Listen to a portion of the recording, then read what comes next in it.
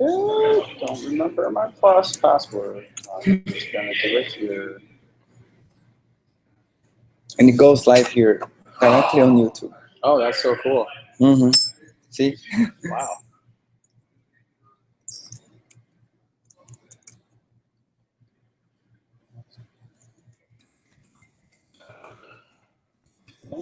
Loading. Live. Interesting. How about join? I think I can only play. Maybe I have to invite you. Okay, Okay. so that's a good call. Let me Yeah. do this.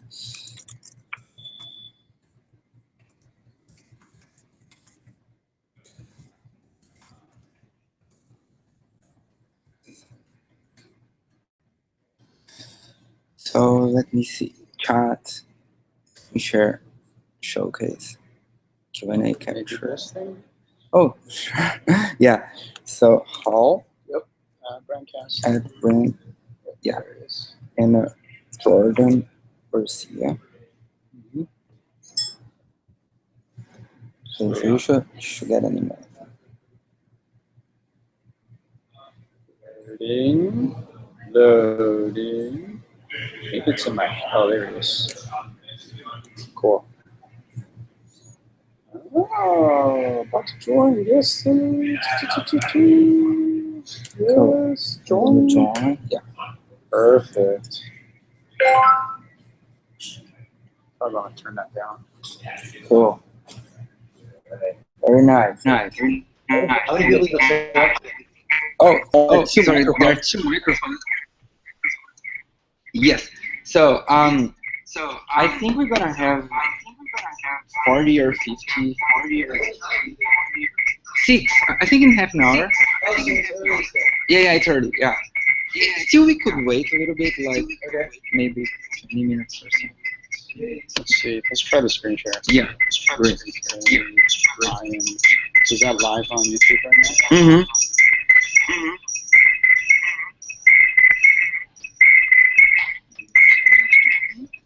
Yeah, that was another thing. Oh, okay. Let me try to-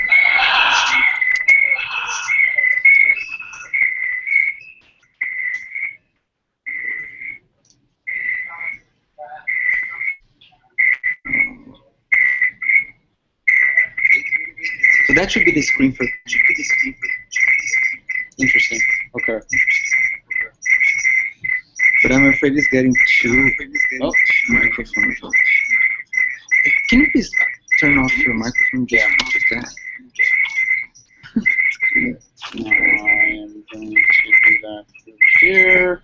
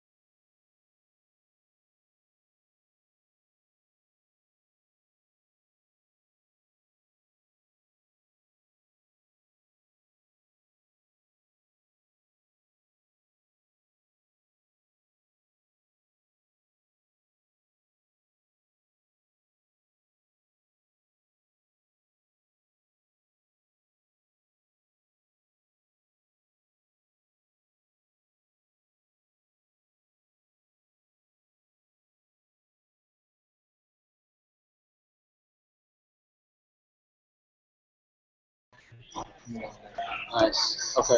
So basically, right now, it's I'm Spring Boot.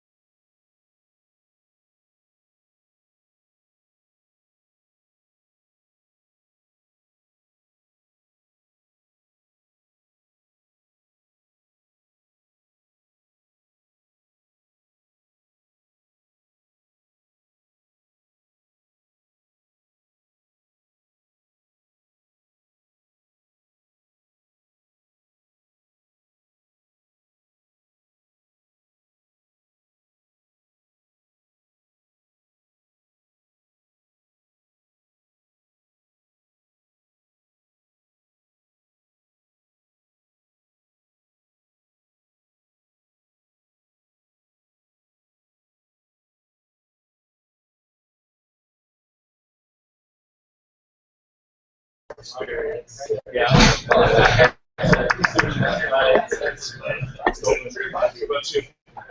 you're controlling the mic?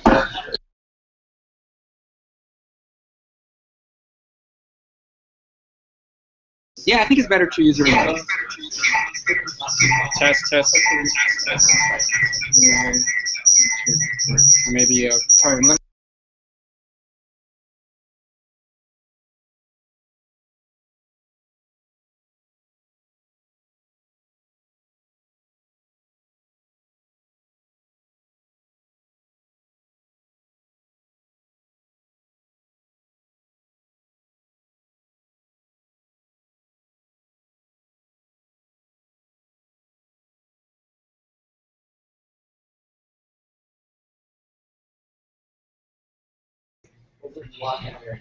All right.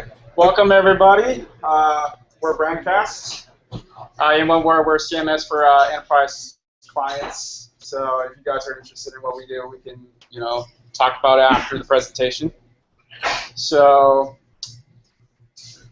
obviously, welcome. Thanks for coming and welcome. This is a great turnout. Today, I'm going to talk about multiple inheritance and how to do that through Mixins for background views for about 20 minutes. And then Jordan's going to jump into Flux and React. So basically, I guess the topic is, we all came here because we've been using backbone. And what is the next step? So I think there's a trend in the industry for moving towards more reactive and functional programming. So by doing backbone mixins, it's kind of like a first step towards that if you are still using backbone. So let's get started. I kind of mentioned functional programming. I think when we started using backbones, the tendency is to use backbone view extend. So basically, it's you construct this prototype chain. You have, basically, sometimes you do like super. And that's definitely not recommended. But it gets really complicated when you want to have a subclass that inherits a bunch of functionalities from your superclasses. And it's prone to a lot of bugs because then you have to chase up your prototype chain and figure out where the bug is, whether you accidentally overwrote some methods that's from another superclass. So I'll give you a scenario. Let's say you have 3 new classes with very unique features. One has a folk exporter. I'll get into an example. So one that has a folk exporter, one allow you to use content editable to edit the content, one allow you to drag and drop anywhere onto the page. For example, a folk exporter is the CSS for you to change patterns, for example. Content editable, self-explanatory. This is another paragraph.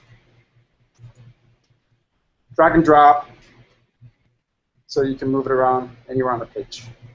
Pretty simple. It's like perfect. If all my views do one thing, my life is easy. My job is over. Next step. How about let's create 3 extra classes that all share features. Now you're like, okay, how do I do that? With just backbone extend. Basically, what you want to achieve is I want to have folk exporter. Also, I want to be able to edit the content. This one, I can edit the content. I can drag it around. And this one, so on. So you have 3 features. You want to mix and match 2 features, and you end up with 3 classes. How do you do that? I drew a very nice diagram just to show you how much I love prototypical inheritance. There are basically 6 different ways, and that's 3 factorial different ways for you to end up with these 3 classes. So you just start with focus exporter, editable, and you have this view. So basically, quickly you get into this giant web of very arbitrary hierarchy relationship between all your views. How do you manage that? Maybe you write some rules. There is a super class, grandparents, but then what if, let's say, you have a 4th a type of functionality that you want to mix in all your grandchildren right now. And all of a sudden you're like, oh shit, what do I do now? It gets really complicated really quick. So what's a better solution? Let's imagine if we can just write a view, and in the view prototype, you define something like, I just want to use Focus Border, editable, and drag and drop. All those wonderful things. Let's mix it in. Here's one way to do it.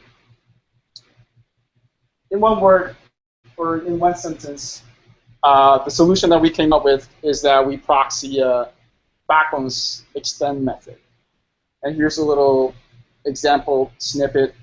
Basically, you will have in your app a sandbox. That's where you expose your MVC. So you can do something like this. You have a sandbox MVC view that's basically replacing how you would use a backbone view extend. You pass in the property or the prototype, the object. So you make a backbone view out of it. And then once you have the view, you look at the use array on the prototype. And each through that, maybe you're using require. It doesn't matter. You require a module that basically allow you to take in the view. And here are some examples for 3 different modules. This one deals with focus border. This one deals with editable. This one deals with drag and drop. So what you do is basically, let's say, I want to have these methods on these views, or maybe they're not methods. Maybe they're private functions that I just want to use for maybe injecting DOM events, for event handlers, for some additional logic, whatever you want. And one thing that you need to make sure that what you do is to cache the previous prototype method. So then when you overwrite it, do your thing, and then call the original method. What this allows you to do is then you can mix in as many modules as you want, and it will guarantee that all of the methods gets called. It's kind of like merging all of them together. So then you can come up with a framework that can handle as many different types of mixins as you want. You never have to manage these crazy, prototypical hierarchy relationship giant mess tree. So then, what does that really look like, let's say, in real life? 1 second.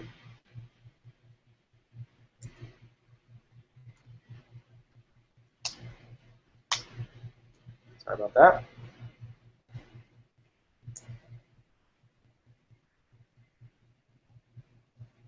Oh.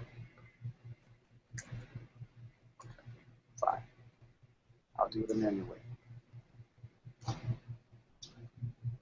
Let's sneak peek of our app. There we go. Cool. So remember the 3 examples that we had. These are the end results I want to achieve. How do I do that? Let's go to the code. So these are the 3 views. And I've already used the use method on the prototype. And the code down here is basically some of the parameters and options that I want to pass into the modules, so you can ignore that. Let's just take the first one, for example. Now it uses focus borders and editable. Oops. So that's what it has. Now let's say I also wanted to enable drag and drop. Oops. Just like that. Yeah. Just refresh that real quick.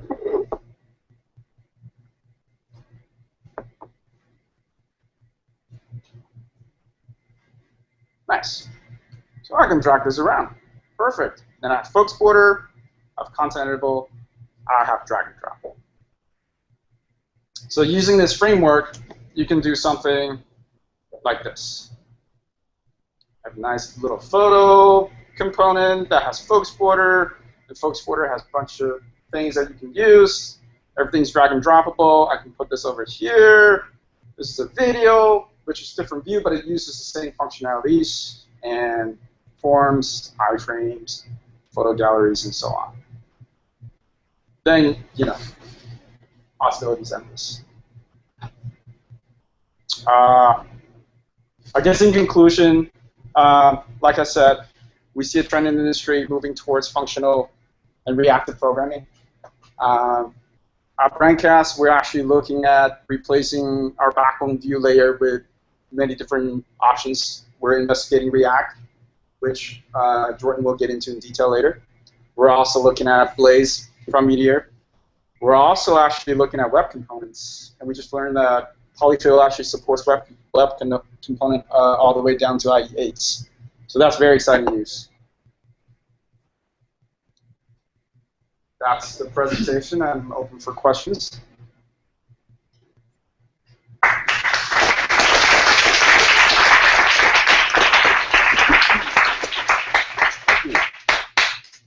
Yes, sir. Why are you guys moving away from Backbone? Why are we moving from Backbone? I guess one thing is to avoid the pitfalls and traps of Backbone. I wouldn't say it's awful.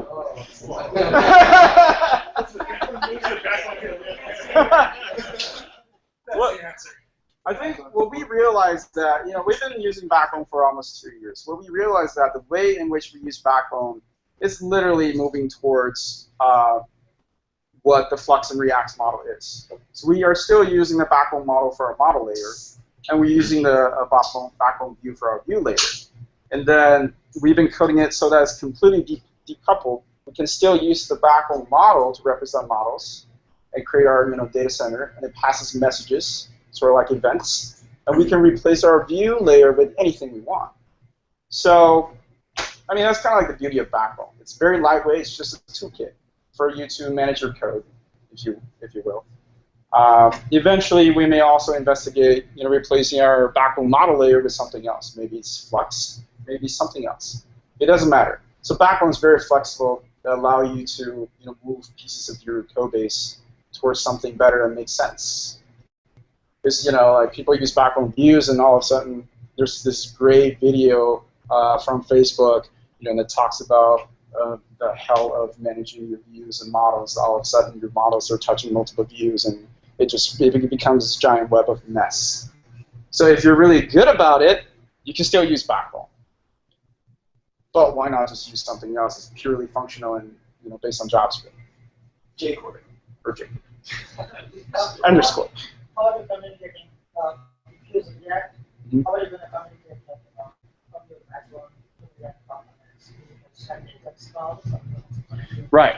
So the question is, if we want to use React for our view layer, how do we keep the backbone model layer? I think what we have to do is probably write something like a command manager for dispatching messages. So the views don't understand models at all. They will be listening for messages from the command center. And then they will be also sending messages through this dispatch. I think Jordan's going to go into detail about that. It's just one of the ways you can do it. And those messages will pass into your model layer. We can very well write our model layer or data layer with their backbone models. There's logic, model methods, whatnot. Once the models update, the data flow into the dispatcher, message, get broadcasted to all the backbone views or React or something.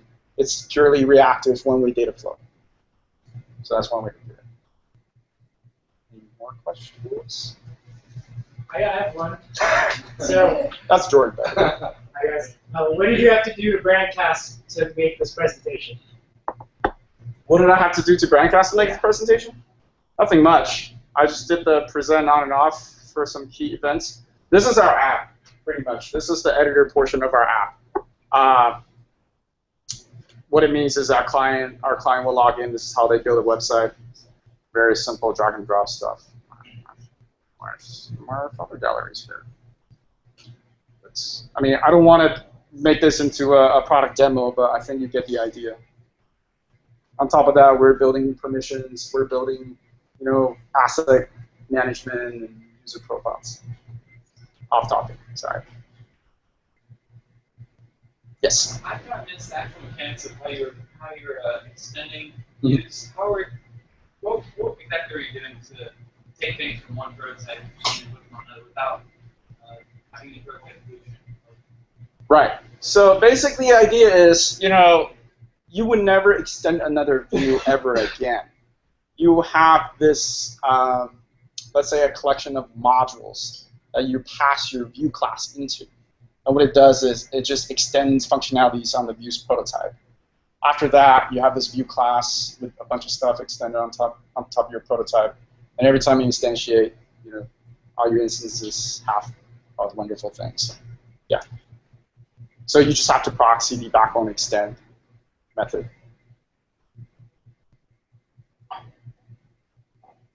Is that 20 minutes? Cool. I'll hand it to Jordan.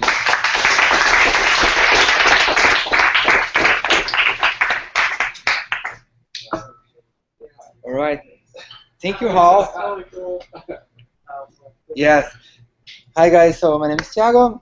Most of you know me already, right? The next talker is going to be Jordan, and we're going to be setting up.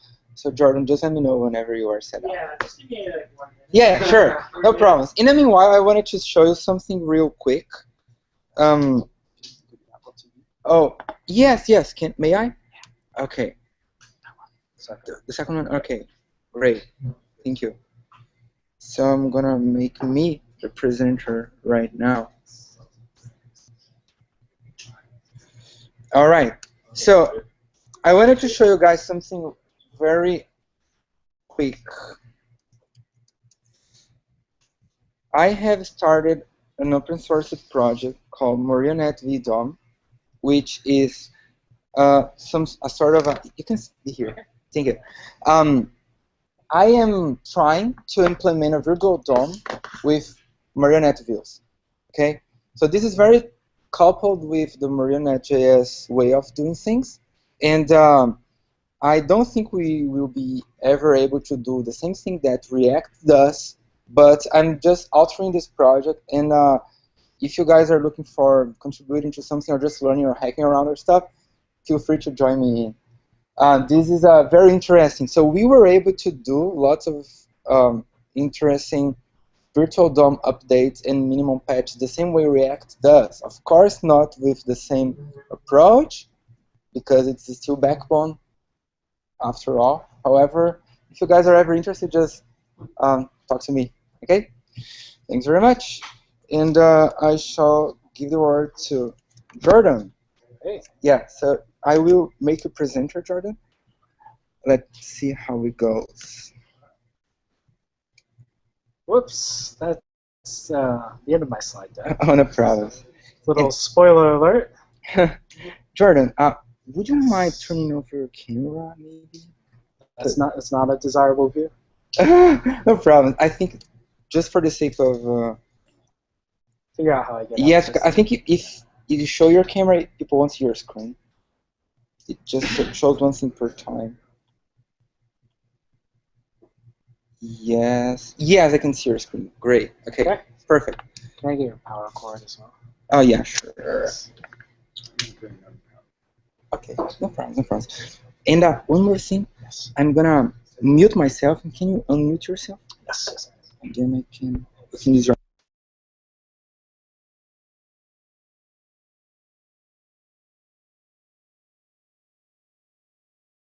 You can still use mine. Okay. Because it's working. Because Yeah. you can see it here. That's okay. No problem. And I have juice for over an hour, so it's fine. Okay, guys. So with you, Jordan Garcia, talking about Flux. Thank you.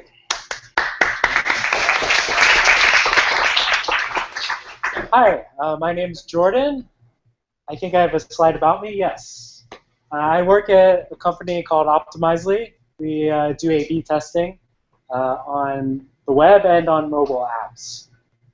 Recently, I refactored our architecture over from a component architecture where our components were holding a lot of view state into a Flux system where all of our state is in Flux and our components are stateless. I like functional script and ping pong. And sorry about my voice, I'm getting a little sick, but I'll stick it out until this talk is over. So I'll be going over 4 things. The first is we're going to define what is a stateless UI. The second is an overview of Flux and Flux architecture. So show of hands, who here is familiar with React? Okay, quite a bit. And who's familiar with Flux? Quite a bit. Cool. So I'll be talking about Flux in general, as well as a very specific implementation of Flux while doing some live coding. The third thing I'm talking about tonight is reactive UIs and the difference between a imperative and reactive UI. And lastly, we'll get into some live design with programming a game in React. So let's start things off. What's a stateless UI? This is kind of a term that I don't think has a formal definition, so I'll go ahead and attempt to define it. One of the requirements is that UI components don't have or manage their own state. So that means they can represent some app state, because applications have to have state. But that state isn't in the UI component. So to bring this back to Backbone, it would be if you had something on your Backbone model, like a property or an attribute, that would be considered state in a view. And that's bad because it means that your view can be concerned with parts of the system it shouldn't be. It makes testing harder. Imagine testing a stateless system versus testing a stateful system. The amount of test cases you need to get full coverage goes up exponentially, and just getting your system in that state is not always as simple as it seems. So to accomplish this, we need a completely separate system that manages state, one where a system has a single responsibility to manage the application state, and the UI has the responsibility of being a UI. Conflating those two can lead to a lot of code complexity. And the last thing is the application can be put into any state, or the state can be reset completely. And this is very important for testing. If you have an application where you can reset your state, then you can now write JavaScript tests that are in a framework like Mocha or Jasmine that function as integration tests, that test your app end to end and allow you to reset it after each block run. So why do we want a stateless UI? It's obviously not free to have, or else we would just all make stateless UIs. So one of the benefits is your UI components, your views, become much thinner because they don't have to concern themselves with keeping track of some state that may or may not be related to them. And they don't have to kind of maintain reference to a lot of these properties. They can just rely on another system to do the heavy work, and they can observe that state change over time. This is my favorite part, is it creates a data abstraction that can be reused. So if you have the ability to model a system in its most abstract and pure form that's decoupled from a UI, then you now have an abstraction that can be arbitrarily reused and tested and composed without ever bringing a UI into the picture. And I'm sure a lot of you have done UI testing before. It's not easy. Imagine a unit test versus a UI test. They're two very different beasts. And what I just talked about, testability.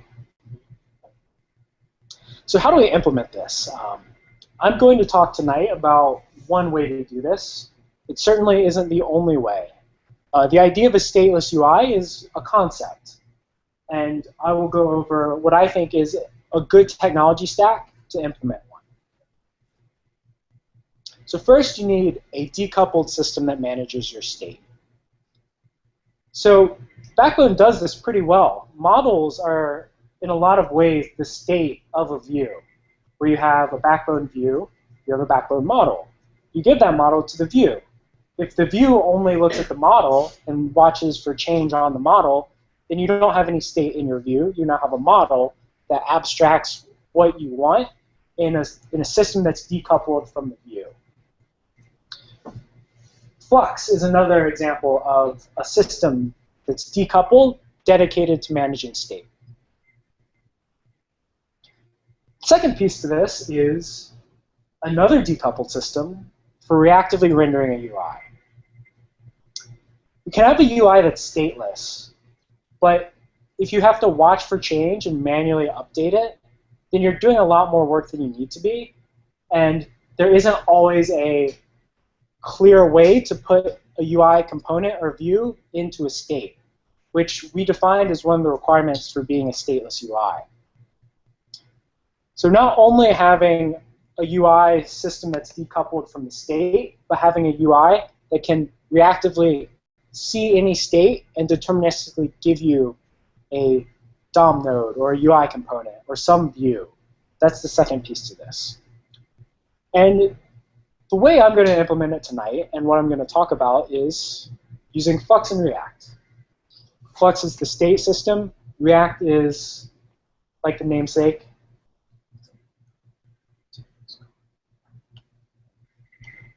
how long is it on? Okay.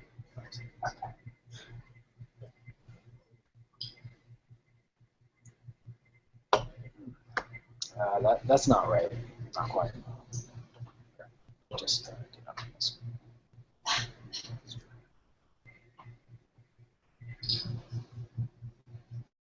There we go.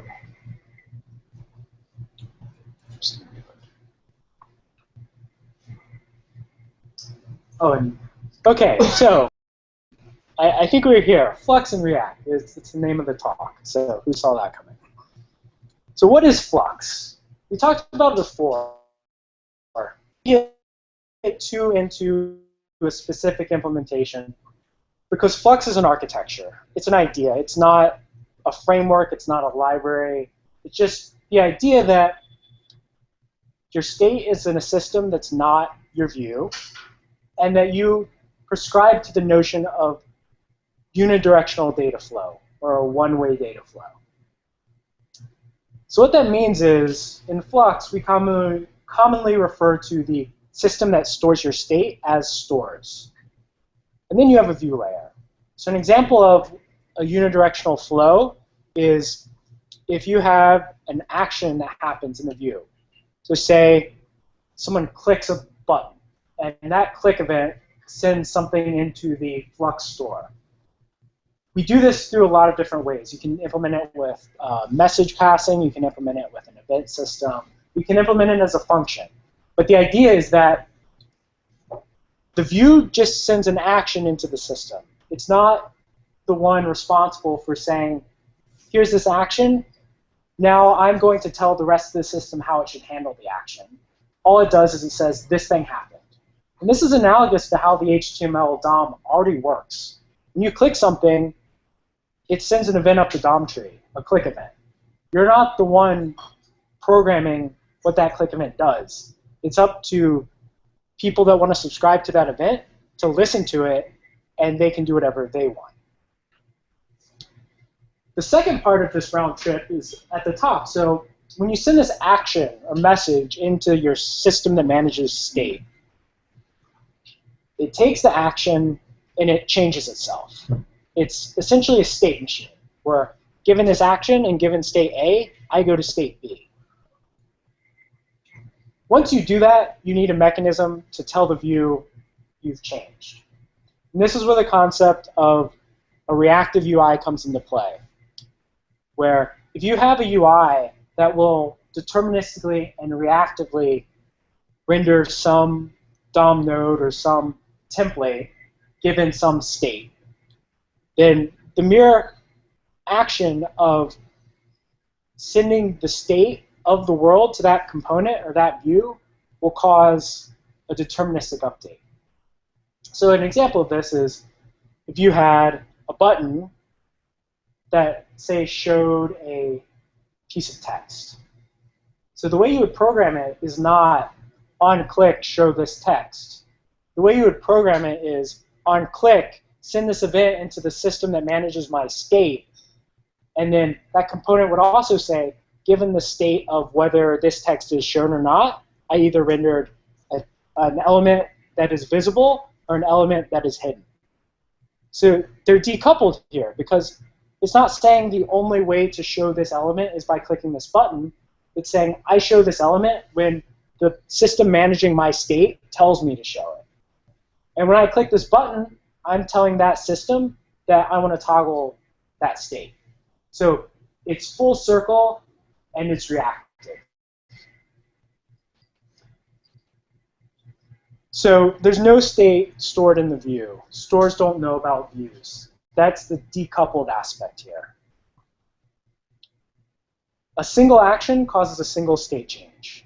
This is a pretty big departure from Angular's model, where if you're familiar with Angular, when you have something on the scope and your scope changes, then that change can lead to other changes via scope.watch. And that watch can lead to other changes via scope.watch. So it adds a lot of unpredictability to your system because you get this cascading effect of action A leads to action B leads to action C, which I don't think anyone can reason about a full-scale Angular system in that manner. But with Flux, as the system manages your state, you can do that. I do that every day at my job. I know when the user clicks this is the action. I know the entire state of my app, and I know it's going from this state to this next state. And that's very valuable in a setting where you have dozens of engineers working on a code base. And lastly is the point we went over before, which is each action does a full round trip. So now here's a more complicated diagram, and this is about the implementation of the Flux library that I'm going to show you tonight. It's called Nuclear.js. It's something that we're in the process of using in Optimizely, and it's a project that I've been working on for the last 4 months. So it's very similar. Think of the UI as the view, and the stores as the state. The diagram here is showing that the UI can send an action to the dispatcher. The dispatcher it's just something that makes sure all the stores get the action, or all the stores get that message. In our implementation of Flux, we have no opinion over which store gets which message first, or which store gets certain messages. Every message goes to every store, and the order doesn't matter. So it's a very simple system. I think this diagram actually makes it more complicated than it is. And the part in the blue, the upside-down triangles, is a concept we've created called a getter. And this is probably the most functional aspect of our Flux implementation. Our entire app state is a singular map. And what a getter does is a getter allows you to describe how you would access a value in that map. So just imagine you have a list somewhere in your map. Maybe it's foo.bar equals, and you have a list. And that list has items in it, and each item has a price. So if you wanted to write a getter that got you the total of that list, it would be a pointer to that place in the map and a function that just reduced over that list.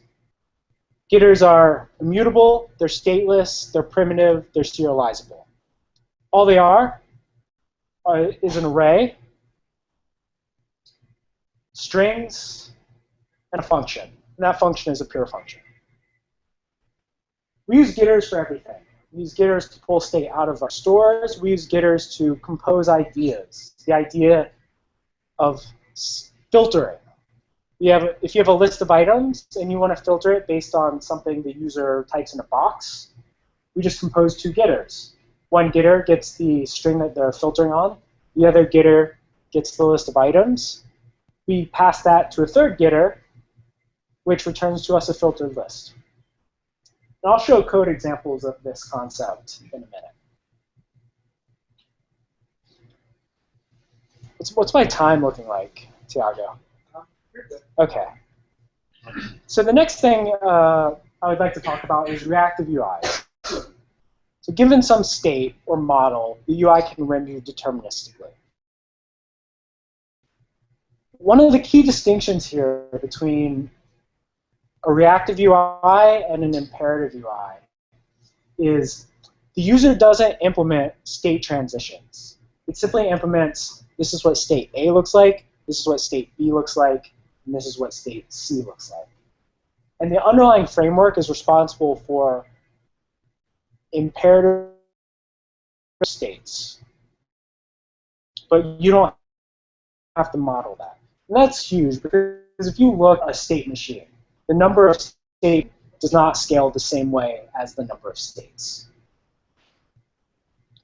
And they tend to be more declarative over imperative, and that comes more naturally with being reactive. So let's compare Backbone views with React views.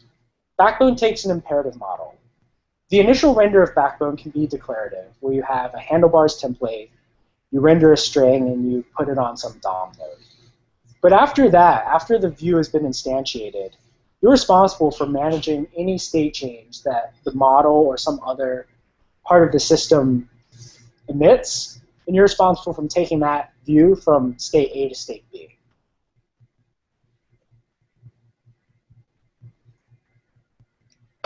In React, you would implement a render function that, given any state, renders some DOM. And when the state or its props change, it re-renders. So it does the automatic state transition for you. You don't have to say, if you're in state A and I give you state B, this is how you transition. React does that for you. I wanted to put some examples of React code in my talk, but I think seeing any example is terribly contrived and doesn't do the framework justice. So I'll be coding some React after the slides. Let's talk about game design.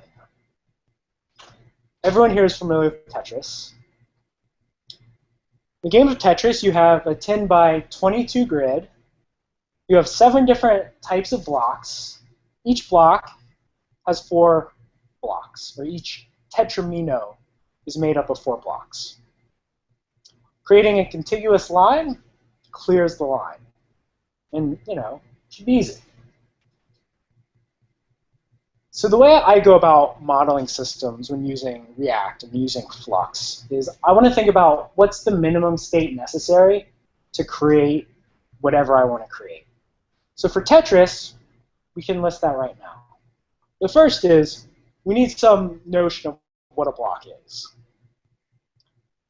There are 7 different types of blocks.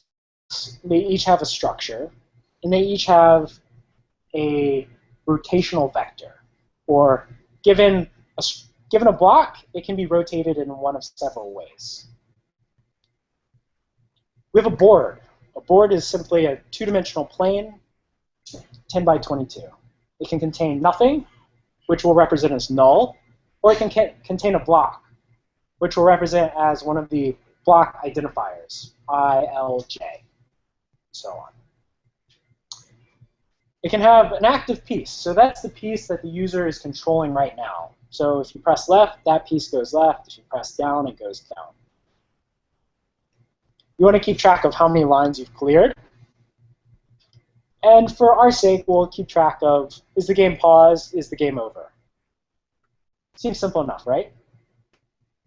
Are there any questions up to this point? Like, you know, the way you describe it is like you have a view, and then you have like dispatcher, like you have central district system. Yeah, let me go back to that slide. Like this? Yeah. Mm-hmm. So is it like, you know, is it fair to say view is gonna send some event to the dispatcher to the processing and send the state back to the So the dispatcher in our model is very stupid. It knows about the stores, and it knows that when it gets a message, it should give it to the stores. The dispatcher is not responsible for notifying views of state change, nor is it responsible for knowing about what state transition is about to happen. So in such a case, what if an event happens in one view, but because of that, the actual rendering of the state update should happen in another view? So who should keep track of that? Is the model has to know for this particular event, this is the view I have to send a message to? So we use the concept of getters to handle subscriptions. Okay, so getters are the one who's doing a subscription. This is the event, this is the guy registered, so A getter represents a value. And that value could be anything. It could be is signed in, it could be the user, it could be a board of Tetris coordinates. A component can use that getter to subscribe to the Flux system. And with that getter, you have all the information you need to subscribe to a value in that system. So if another component changes it, then the underlying values of that getter will change, and the component will be re-rendered. Yes? I have a question about the getter. Yeah. How does it handle asynchronous, let's say, message passing into? So this is the million-dollar question in Flux architecture. And there really isn't a good answer within the realm of Flux, but that's a premise that we've come to accept and embrace. Flux doesn't do anything asynchronous, or at least in our implementation it doesn't. The asynchronous part, it happens beforehand. So as you see, I included the backend in this diagram. So what normally happens for something asynchronous is the UI will actually make an AJAX request to the backend, and then wrapped in that callback, we have an action being dispatched. So the simple example is fetching in the user. We'll send a AJAX request to our server. When that request comes back, an action will be dispatched into the system, and then there's now a user in our store. It's worked very well for us. It really depends on your needs, on how you want to structure it. If you have a more real-time application, you'd want to create different abstractions around the relationship between the dispatcher and the backend. But as a principle in Flux, every action goes to the dispatcher, and then everything from the dispatcher to the UI is synchronous, which greatly simplifies things. Yes? Do you have to run every getter function, see if the state changed in order to know if you should remove the That's an excellent question. So in the version of Flux that I'll be talking about tonight, it's written all in immutable.js. So we have a few assertions that we can make. One, during a single dispatch loop, a getter has the same value. So if we evaluate that getter once and 10 components need it, it's always the same value. Because that within one dispatch, because another dispatch can never happen, it can never cascade, then the underlying state remains the same. Because getters are pure functions, then the return value is the same. So we memorize them. The dependency graph, though, because getters can be based off of other getters, we unwind that from the top down. So that means a getter will check, am I cached? If not, it will check, is there a cached value where my arguments are the same as last time? If that's true, because it's a pure function, we know the return value. And it does this unwinding of the dependency tree until it either finds the cache value that it can use and build the dependency graph back up, or until it hits the bottom and it hits our state map, and that state's changed, and it will reevaluate. So getters are very efficient. Given one dispatch cycle, you're never going to reevaluate a getter needlessly. Follow up?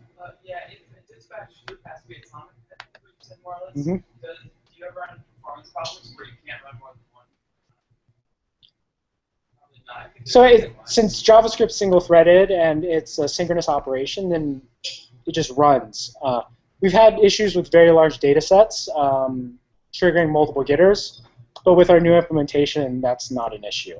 If you have millions and millions of results, then you should probably think about a more specialized store that can do some sort of indexing or hashing on that. Did one of you have a question?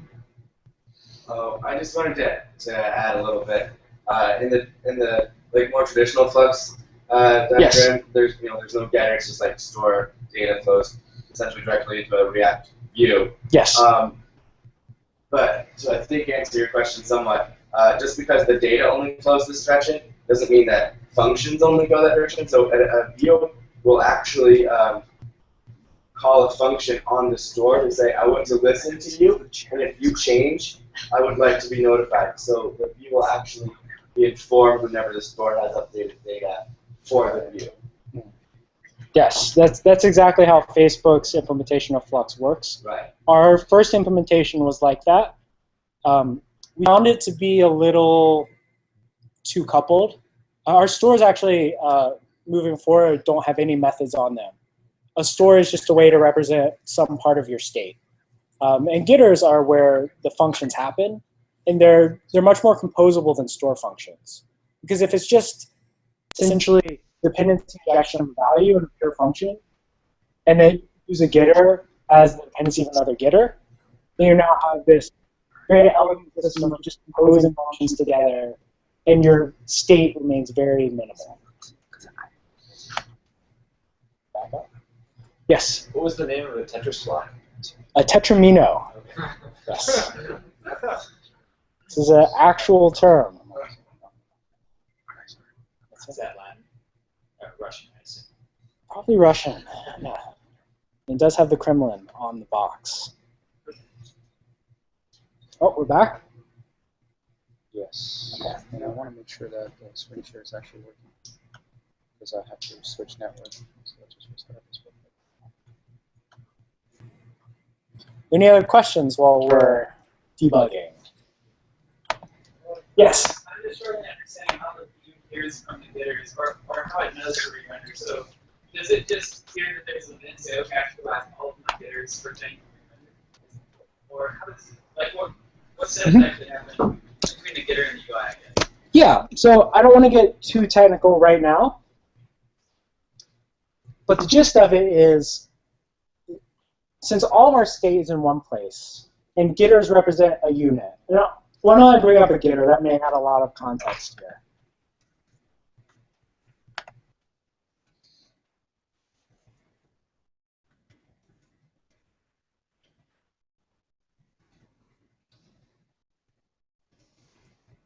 This is a getter. Everyone see that?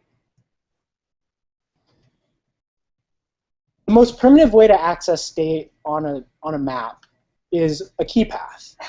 And that's any array of strings. And that just says map.get game.get active piece. Excuse me. A getter takes, up until the last argument, a key path or another getter. And then the last thing is a function that returns something. So in this function, we have the active piece, which I talked about earlier. We have a board. So I'm saying if there's no piece, then our board is just the board. If there is a piece, then add the piece to the board and return that. And this returns new board. So in Nuclear, state is one big map. And it's in one place. And given a key path or a getter, you can do one of two things. You can evaluate it, so you can see the value of that immediately. Or you can observe it, meaning you create a subscription to the core Flux system that says anytime that the value of this getter changes, run this function. So the automatic data binding to React components is handled through that. And I can talk to you after this about the technical implementation if you're interested. What if the view has a subuse? Like view is like a container, it has elements of this. Yeah. So one of the things I didn't touch on is React does a lot of this for you. React has the concept of virtual DOM. And if you have this hierarchy of components, which is how you write idiomatic React, then you put state at the top, or you put a prop. A property or a prop is just like a property you give to a component. Given that, it will re-render every child, or it will reevaluate what they call their DOM descriptors and diff it against the last version that was in the DOM. And then it will figure out the minimum change diff required to take you from state A to state B. But if you change state and that state is handed to a child component, then React will re-render that child component. Does that make sense? Yeah, I work with React. So with Flux? Some of them I work with some React. So in other words, like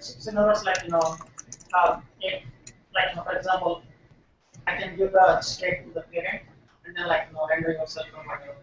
Then parent knows which children to modify or whatever, and then it can say hey, go ahead and set state update yourself. Which child can be rendered. Yeah. Right? So in this pattern that you described, so is it fair to say is the parent which is going to generate an event and send to the dispatcher? This dispatcher somehow sends the update state to the parent component and why don't I get into the code, and I think your question will be answered. Okay, so one of the things I mentioned before was the real power of this is the power of Flux architectures. You can take an abstraction and make that a data-only abstraction. So I've created for this talk a data-only abstraction of Tetris.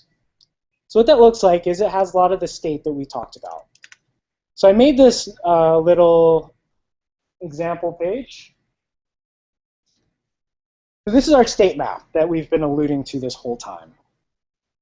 And in this state map, we have clears, which is an array of all the lines you've cleared.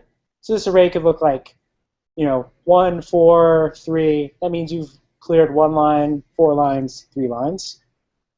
You have an active piece, which we had talked about earlier. You have is over, is paused.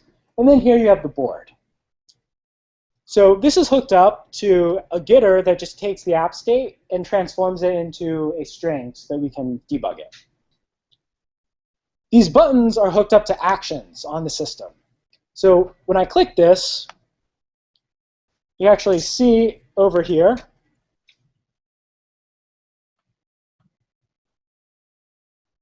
move down action was dispatched with no payload, and the new state is this, or over here.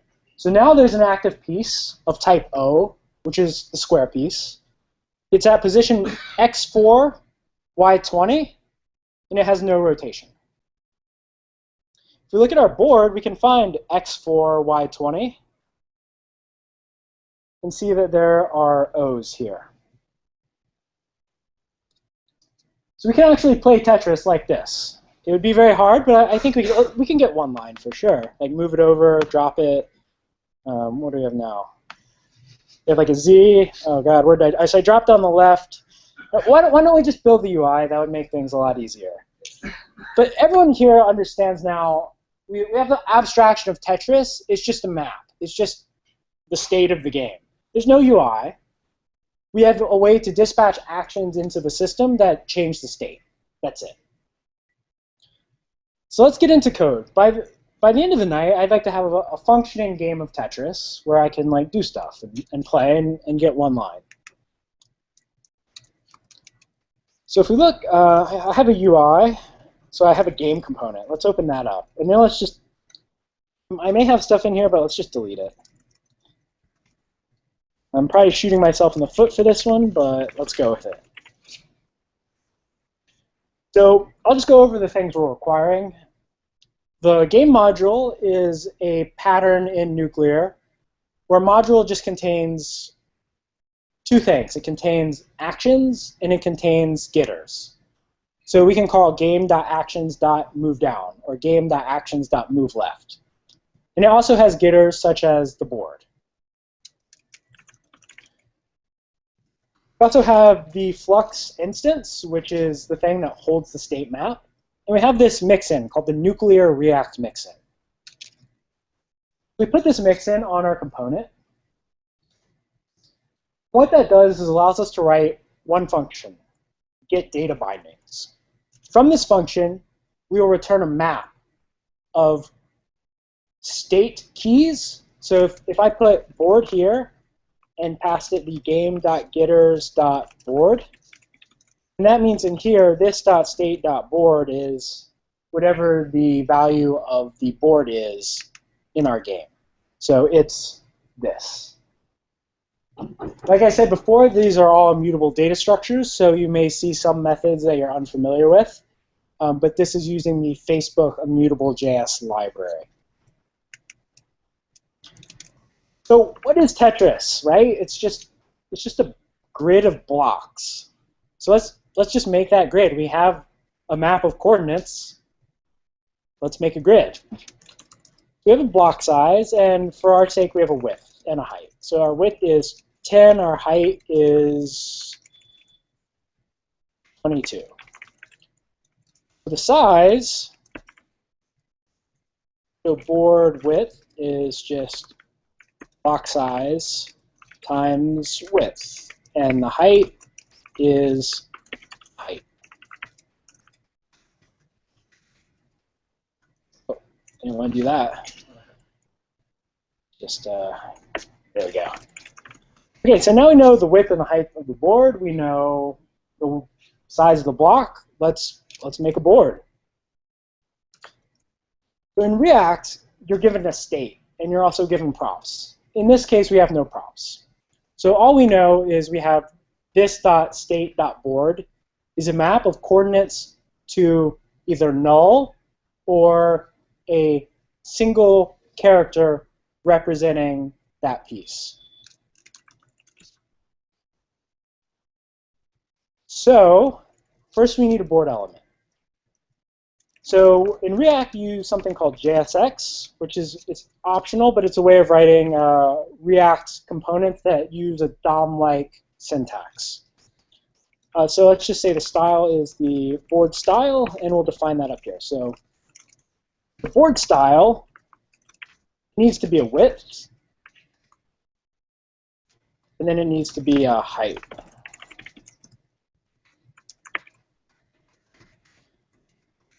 It also needs, let's position it. So we'll do position absolute, and then we'll do left 50%, left 50%. Let me think about that. Top, yeah. It's been a while since I've written CSS. Margin top, it's like negative, help me out here. Negative half the height. Board height divided by 2, okay. You know, like add pixels to that. Oh, no, we're good. It's React. It'll do it for us. And then we probably want margin left. And then let's just make this border color. Thank you. So let's make this, I don't know, what's your favorite color? Anyone? BADA 55. BADA. I get it. Okay. So let's just see if that worked. I have over here. Did it work? Maybe it did. It has position, it has a height, it has a width. Maybe a different color. Probably broken. What color could we use? Let's just use black. There's some live code debugging going on. Maybe it's at the bottom. You never know. So we have this div. It's just not showing up. Maybe it's off the page. Good catch. Oh, we have it. All right, so let's make it badass again. Okay, that's great. Okay, so what's on our board, right? It's just blocks. So let's figure out what blocks we have, and then let's make them.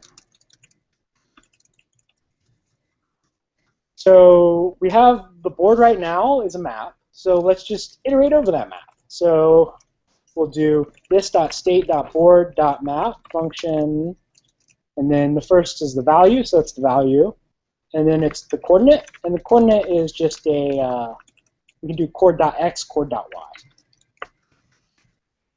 The block needs to have a width and a height. So we'll do the block style the same way we did above. And let's just copy some stuff. So we'll do block size, make this height. We'll give it a position. We'll make that position absolute. And we'll give it, to the left will be the x coordinate times the size. Yeah, that's totally it. Times block size. And then the bottom will be the y coordinate times block size. And then we'll give this another color. Any other colors? If you know the hex code, I will put that in. Okay. Badass.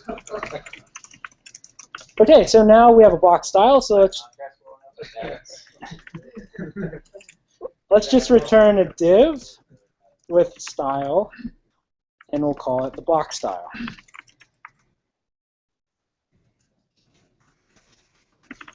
And then we have to call 2JS on this. Let's call a filter function too. So the reason why we have to filter this is it could be null. So we don't want values of the board that are null to render blocks. That's the whole point of null. So return and we'll call 2JS. And now we should have a map of blocks that have the position where they should be. But now let's just put the blocks in, and if all goes well, this will just work.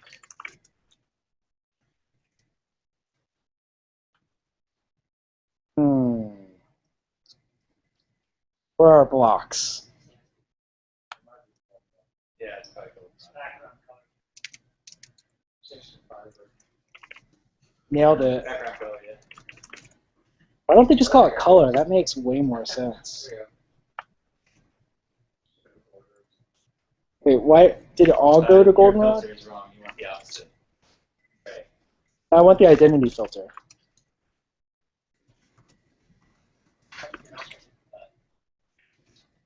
What's up? Oh, yeah. So this needs to happen beforehand, right?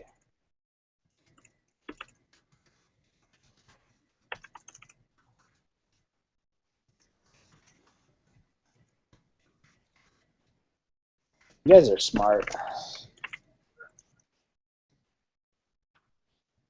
Whoa, oh, there's something. Oh, nice. Good color choice. Are you finding the keywords? Yeah, so I cheated a little bit. Let's go over that. That part of nuclear. So it's not. It's so this is literally the whole content of what you're seeing. So the thing we were just in was the UI component. So I have the state viewer in there. Let's just take that out. And let's just put the game.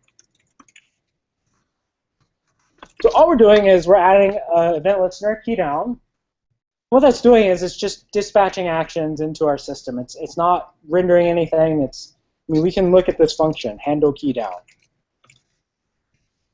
In game.actions, handle key down, it just calls these things. It calls on up arrow, rotate, on down, tick, on move right.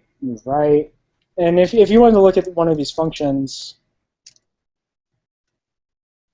so move left just dispatches move left. So let's refresh, and can we play some Tetris or what? Why is it so big? All right, let's get one line. That's our goal. Nailed it. All right. So I hope that you come away understanding the power of a decoupled UI from your state. If you can decouple the two, then you can now abstract something in its purest form. So the business purpose of this, or the business value gain, is once you make this data-only abstraction, you can refactor this. You can change how it works. You can change how it looks. You don't have to change your tests. You don't have to change your core logic. You model your state and your data flow to your business needs, and then you model your UI based on the product you want to build. We do this at Optimizely, and I think it really helps us be quick. It helps us move fast to take something we know we want and to keep the possibilities open for how it looks or where it should go. And it makes it really easy to refactor. I think I'm about out of time, so I'd be happy to answer more questions or talk more about this if you guys have anything in particular. Yes? Could you, within the context of this game, run through that diagram? Yes, I'd be happy to. So let's go ahead and go back to the diagram. So you have a UI. There's no backend in this game, so we really just have UI, the dispatcher, stores, and getters. So let's look at the UI. Well, we saw the UI, but how do actions get into the system? All actions here go through handle key down, which we've just bound to the add event listener key down. Also, this is on GitHub if you guys want to check it out later. Handle key down just dispatches an action. So if we look at rotate clockwise, all this is doing is saying, if the game status isn't running, like you can't do it. And then rotate, and what we pass into this action is diff1, meaning rotate one translation. So at this point, we are dispatching. So that flux.dispatch method is essentially the dispatcher. So now let's look at our store. We haven't looked at the store yet.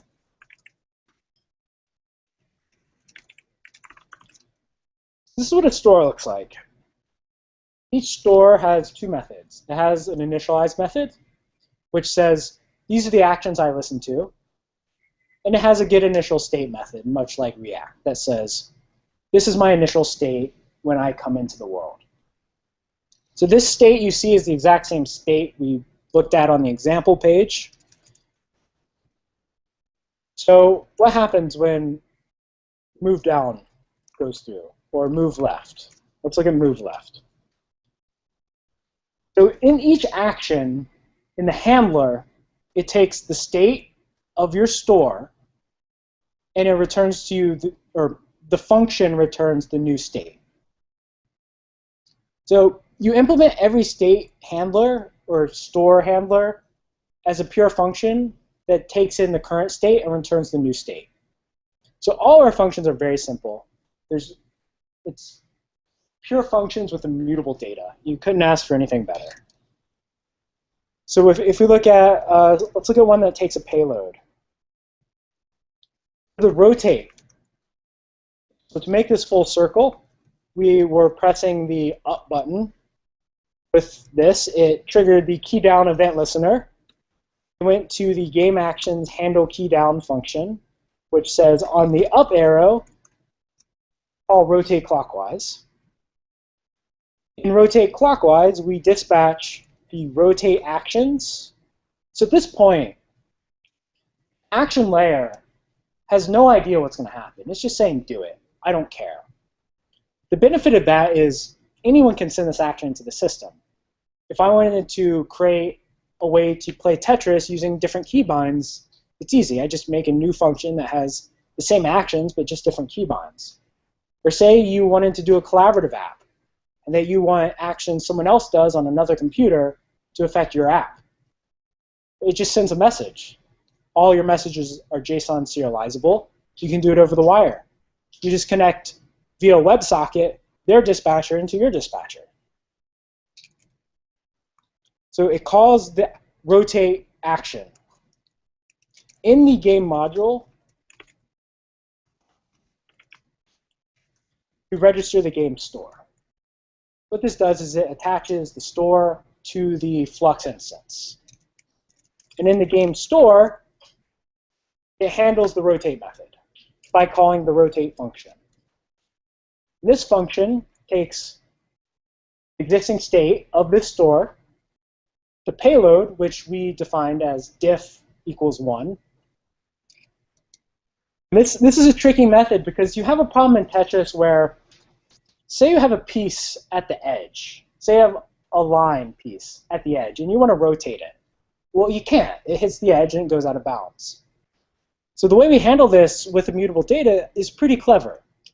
We say, give me the new piece once it's been rotated. And then we define a list of translations that you can do.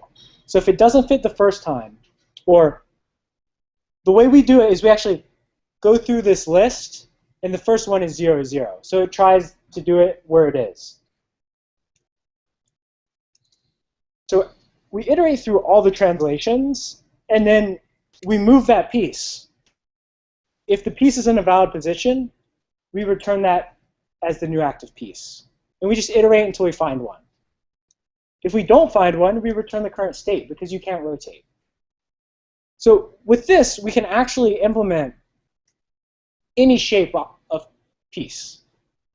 We've defined the game logic in such a way where you're just saying, given a piece and given a board and given a function that tells you, is this piece in a valid location on this board, then we can rotate this piece because we will try to rotate it. If that doesn't work, we'll go through a list of acceptable translations And if any of those work, that's the new place for that piece. And then the last part of this diagram is getter back into the UI. So let's look at the getter. Board getter takes the active piece in the board. In every dispatch, we go through all the getters that we're observing, and we check, has the value of this getter changed? If it has, we run the function that was supplied with the observer. So in our case, I can actually show you what that looks like. So we're using the nuclear React Mixin. What that's doing is, in component did mount, it's calling the get data binds function, and then for each one, it's a key and a getter. We say reactor.observe getter. When that getter changes, we just set state. That's what's causing, and in React, when you call set state, it causes a re-render because your state has changed. And the getter just returns to us the board. And then full circle, we're back at the render method. Because set state was called, React knows call render. Our render method only looks at the state. It has a new state, so it renders a new view. Other questions? Can you talk about the advantage of using immutability? I would love to. It's one of my favorite subjects. When I was programming this game, I've programmed it and I've gone through a few iterations. At one point, I refactored it entirely. I didn't run it in between. I just refactored the whole thing. When I ran it again, it worked. It worked because it was immutable. Because every function is within the context of itself or a subset of that function. So if we look in the game store, which has something very complicated like rotating and trying to figure out where a piece is, doing this without immutability would be very difficult because we would essentially have this piece that we're moving around. And what if we were referencing the piece that was actually being rendered? Or what if we were referencing something that a component was referencing and we were moving it around to try to figure out, like, where should I put it? Then that's going to mess up the UI. It's going to mess up anyone that may have reference to that. So the benefit you get with immutability is the idea of referential transparency, where you know that this object is only referenced here, and if someone's referencing that and I change it, it doesn't matter, because by changing an immutable object, you're creating a new immutable object. So you don't have many of the pitfalls that large-scale JavaScript applications fall into, which is the idea of object references in the first place, where multiple components, multiple pieces of the system can reference one thing. There's no protection on that. If that changes, then the things that are referencing that either now have the wrong value, or they lose reference, or it leads to an error because they assumed a value would be there and it's not. With immutability, I don't have to think about that. Where it says board there, I know what that board is. I know if I did any operation to that board, it would stay the same. I know that any function using that board will be the same. It will take the same board. With immutability, things are referenced by value and not by their location in memory. And that provides you the idea of comparing objects together or doing deep comparisons in a map. Nuclear is based on the idea that to be performant, we have to look at large sections of a map, compare them to the previous state, and check if any of these subscribers were affected. You can't do that efficiently in a non-immutable data system. This happens in Angular with digests. If you do a deep watch, the only way to figure out if the scope has changed since that deep watch is by recursively traversing that object until you find primitive values and comparing the structure and the value of every attribute to this other object. It's very error prone and it's very not performant. with immutable data, referential checks or value checks are triple equals. So that means I can take two maps, do a triple equals check. If their values are the same, it's true. If their values are not the same, it's false. It's a constant time lookup, and it means that the nuclear system is very performant at scale. Yes? Does that allow you to have some simple undo features? Kind of like an undo framework? Yes, exactly. So I did this for another talk I gave where you take the idea of a Flux system, which has this state map, and you just subscribe to the whole thing. And every time it changes, you just put it in another list. And then because all your state's in one place, you can just load that state at any time. So you can have full history of your application without building anything special for it. You just say, listen to every time my app changes, then just like remember it. And then if you want to go back to it, you just say load this state. And because the UI is reactive, our definition was that given any state, it can render what it should render. So undo redo here is actually trivial. It would take about 5 minutes to implement. And also, you can do things like server-side rendering, where you put your app in a state, you render to a string, you send that string down as HTML, and you send the state down. You say load that state, and now your app is running with a server-side rendered page that's SEO findable. Other questions? Yes? How do you deal with transitions, or is that not a consideration? How do you deal with such as CSS transitions? Yeah. So Basically, transition, you want the transition to be stable with that transition. we use CSS for that a lot. So if you immediately go from state A to state B in a Flux system, excuse me, and that causes React to render something different, say add a class to something, but you add a transition on that class, then CSS takes care of that for you. For more advanced things, we don't use React at Optimizely. We use a framework called Vue.js, which has support for transitions whenever a component is shown or removed, and then you can script those transitions with JavaScript. Yes? Is there anything non-trivial in the getters about having nested references to objects? What happens if one of these sub-objects isn't present? So if you're pointing to something that's undefined in the state map, you have to deal with that. There's no magic around that. But there's no errors that will be thrown by trying to do a deep get into a map. The underlying Immutable.js framework calls the getIn method, and on that getIn method, if the parent object or any object through the key path is undefined, it returns to you undefined. Yes? Have you done anything with mouse over where mouse over changes the state? This isn't like dragging. Yes, we have an implementation of Nuclear where both hover and click do a full loop through the system. How does that work out in terms of performance when the mouse over changes the state, like drag and drop? It depends a lot on your view layer. So there's a couple ways to handle this if you're having performance issues. For us, it's fine because we use Vue, and Vue is a lot like React where it will check, has the state changed? If not, I'm not going to do DOM operation. The expensive part is going from JavaScript to native DOM manipulation. So going from JavaScript to C in the browser. So if you have it so that every time you hover over something, it's sending events that's causing a re-render that's actually causing DOM manipulation, then you could hit performance issues. There's two ways to handle that.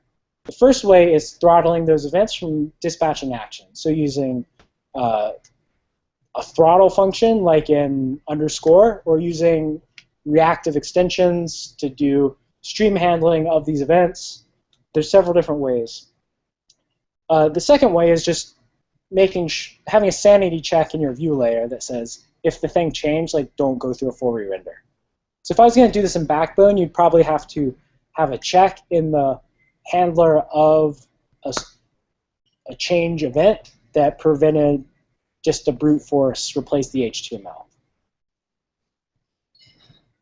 Yes. To follow up on that question, so here the game is easy to understand as a tool because game is kind of a natural data model. But in the sense of, let's say, drag and drop, the location of that element, do you need to model that as a store instead of saving it as a state on the view itself? If that makes sense. Yeah, it would depend on what your use case is. If you wanted it where you could arbitrarily drag and drop things and the position down to X, Y mattered, then I would say, yeah, you would store that in a state. If it was more about using a drag and drop interface to associate this with this group, then you could model that any way you want. You can model it as just a grouping in the store and have the UI do the drag and drop. So in the case of I want to model it as a state, then I have to model that as a store in this Flux system. Yes.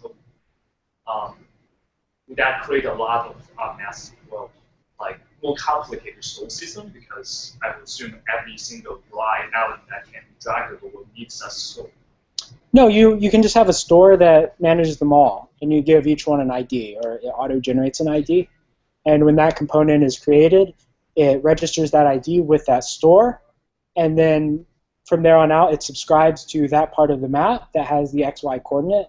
When you drag it, it's dispatching the delta X, delta Y into the system, and it's updating that state, re-rendering the component in its proper place. And in practice, it's not too much of a performance bottleneck. We've played around with things like this, dealing with mouse movement, dealing with hovering, where it does a full cycle, even a full loop into an iframe and out, and we've had no problems. Yes? What I understand, it's possible to create a custom thing to interact with perhaps without React.js. Mm-hmm. Is there any reason technically where someone could do the same thing?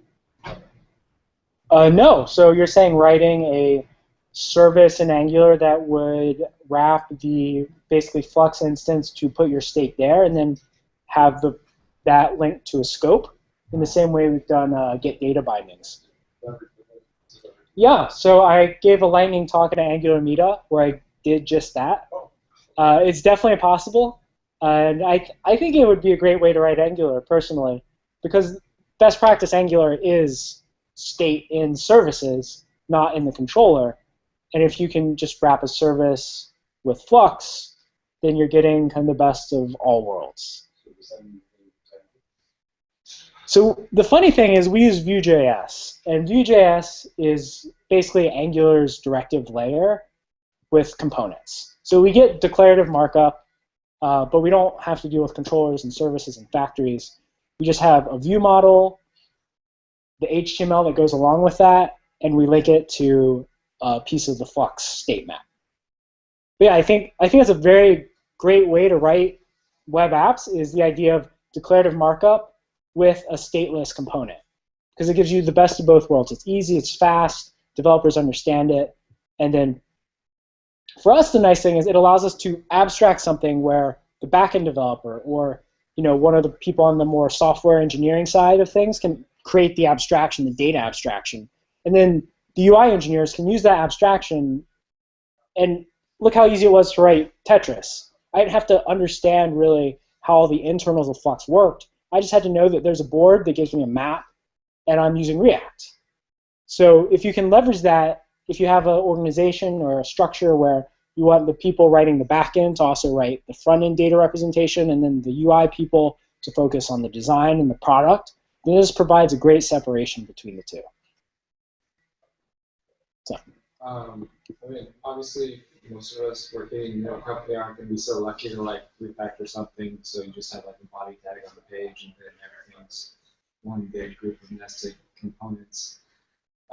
Does it work any differently when you have, say, multiple components on a page, where they're passing the props down or the state down through these multiple components? So that is, I think, one of the drawbacks in React, is the idea of component hierarchy dictating what state you have access to. So if you wanted to get state down into a child component that's way down the tree, you'd have to pass it through every component. And maybe all the components in the middle don't care. So with a system like Nuclear, where you can implement this get data bindings function, and you have your state in a separate system, then you can observe state from anywhere, and it's not coupled with the component hierarchy. So you can have multiple root components all observing the same store. And that's the problem you're trying to solve is if you do have this model of classical React data passing, then moving components has implications. It has data implications. Like if I want to move this component up the component tree or adjacent to the component tree, then you now have to refactor all the data passing. Whereas in this, it's just got a direct link to the store. You don't have to. I wouldn't say it would be bad practice to use either. I don't see any problems with it. Other questions? Well, thanks for listening, guys. I hope it was informative.